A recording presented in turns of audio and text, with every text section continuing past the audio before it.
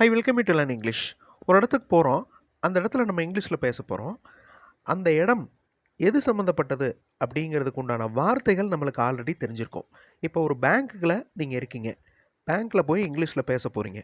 அந்த பேங்க்குக்கு தேவையான வார்த்தைகள் மினிமம் நம்மளுக்கு தெரிஞ்ச வார்த்தைகள் இந்த பேங்க், பாஸ்புக், அக்கௌண்ட், மணி, டெபிட், கிரெடிட். டெபிட்னா கழிக்கிறது, கிரெடிட்னா ஆட் பண்ணுறது, சேவிங்ஸ் அமௌண்ட், இந்த வார்த்தைகள்லாம் நம்மளுக்கு தெரியும்.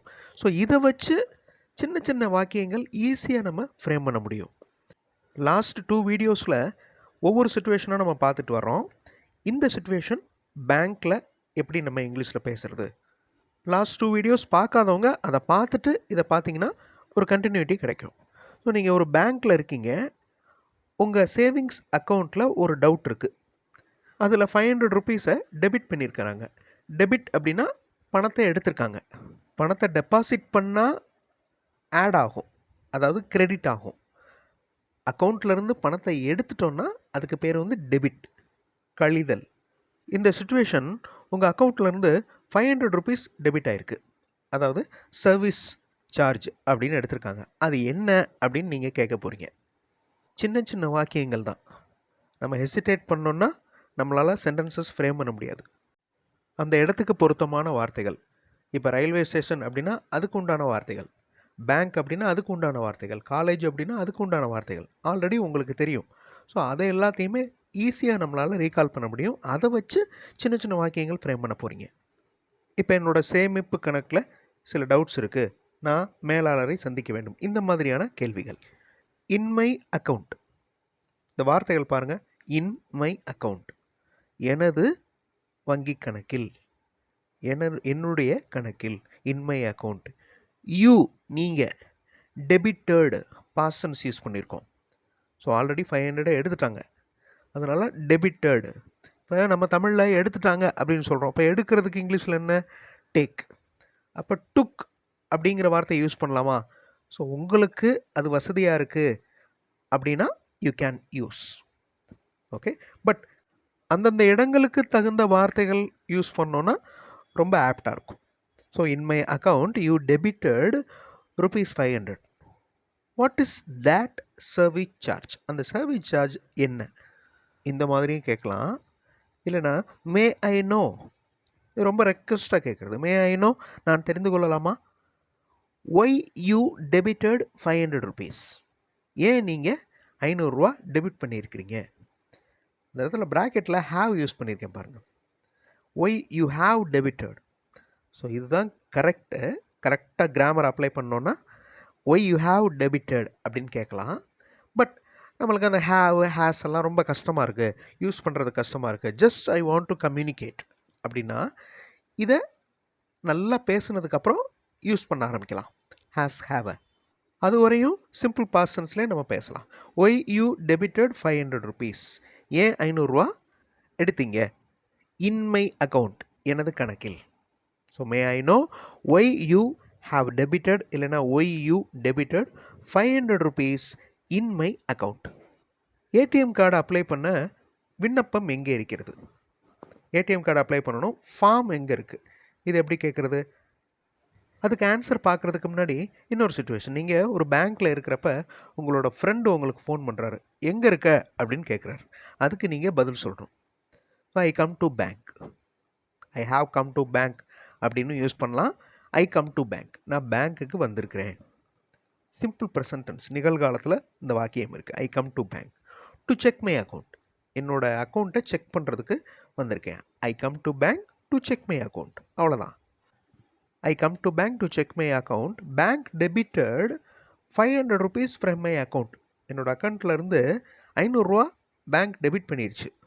ஏடிஎம் கார்டு அப்ளை பண்ணுறதுக்கு ஃபார்ம் வேணும் அப்படின்னு இங்கிலீஷில் கேட்கணும். ரொம்ப சிம்பிள் பாருங்களேன். கைண்ட்லி யூஸ் பண்ணலாம், அன்பு கூர்ந்து. ப்ளீஸ் யூஸ் பண்ணலாம், தயவு செய்து. ப்ளீஸ் கிவ் மீ, கிவ்னா கொடு அப்படின்னு அர்த்தம். மீ அப்படின்னா எனக்கு. Please give me a form, ஒரு விண்ணப்பம். டு அப்ளை, எதுக்கு ஃபார்மு? டு அப்ளை, அப்ளை பண்ணுறதுக்கு. எதுக்காக? For an ATM card. இப்போ பார்த்தீங்கன்னா தெரிஞ்சிருக்கும், ரொம்ப சிம்பிளாக இருக்கும். ஓகே, நம்ம ஹெசிடேட் பண்ணுறதுனால தான் அது ஒரு பெரிய சென்டென்ஸோ அதில் கிராமர் மிஸ்டேக் வந்துடுமோ அப்படின்னு தோணும். நீங்கள் ஸ்டார்ட் பண்ண ஆரம்பிச்சிட்டிங்கன்னா, பேசுகிறதுக்கு ஸ்டார்ட் பண்ண ஆரம்பிச்சிட்டிங்கன்னா, உங்களால் ஈஸியாக சென்டென்சஸ் ஃப்ரேம் பண்ண முடியும். Kindly give me a form to apply for an ATM card. அந்த ஆன் ஏடிஎம் அதை நோட் பண்ணி பாருங்கள். அந்த ஏ வந்து வவல் சவுண்ட், அதனால் ஆன் ஏடிஎம். இல்லை எனக்கு ஆன்லாம் யூஸ் பண்ணல, அப்ளை ஃபார் ஏடிஎம் கார்டு அப்படின்னே சொல்கிறேன். ஓகே, ஃபஸ்ட்டு நீங்கள் இந்த மாதிரி கம்யூனிகேட் பண்ண பழகுங்க. அதுக்கப்புறம் பர்டிகுலராக என்னென்ன வார்த்தைகள் இருக்கோ அதை அப்ளை பண்ணலாம். இந்த ஹேவ் வந்து சொன்னேன்ல இதுக்கு முன்னாடி, ஹேவ், அப்புறம் இந்த மாதிரி ஆர்டிகல்ஸ் ஏ அண்ட் இந்த மாதிரி. So kindly give me a form to apply for ATM card. இதவே I want a form to apply for an ATM card, இந்த மாதிரி சொல்லலாம்.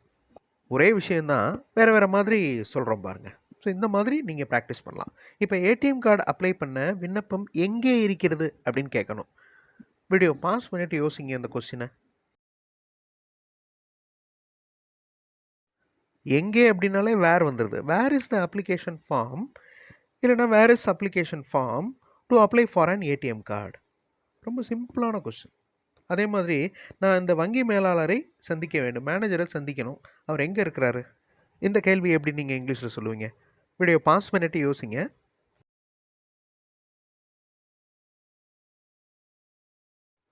ரொம்ப ஈஸியான கொஸ்டின் தான், நீங்கள் ட்ரை பண்ணியிருப்பீங்க.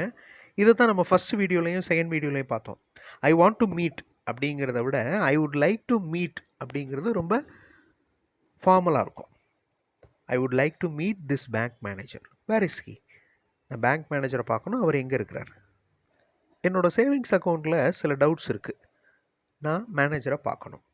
இது எப்படி சொல்கிறது இங்கிலீஷில்? I have some doubts. I have, okay, I have some doubts in my savings account. I would like to meet the manager. இப்போ இதை சொல்லுங்கள், என்கிட்ட பணம் இருக்குது கொஞ்சம், நான் அதை டெபாசிட் பண்ணணும். I have some money, I want to deposit. இந்த மாதிரி நீங்களாக இமேஜின் பண்ணி சென்டென்சஸ் ஃப்ரேம் பண்ணுங்கள். இந்த சென்டென்சஸை லாஸ்ட் வீடியோவில் பார்த்தோம்.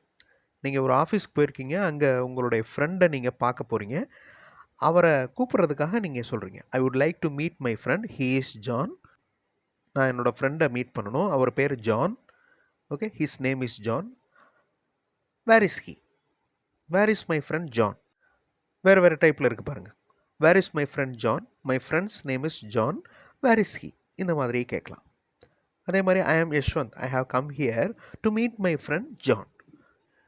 என்னோடய பேர் யஷ்வந்த், நான் இங்கே என்னோடய ஃப்ரெண்டு ஜானை மீட் பண்ணுறதுக்காக வந்திருக்கிறேன்.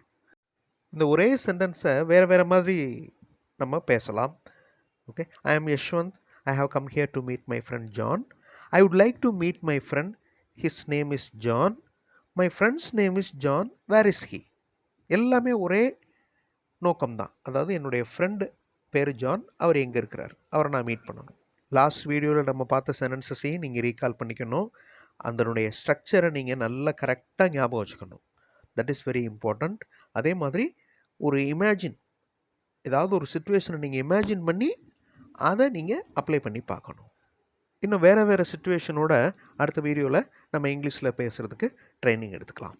தேங்க்ஸ் ஃபார் வாட்சிங் and thanks for your valuable comments.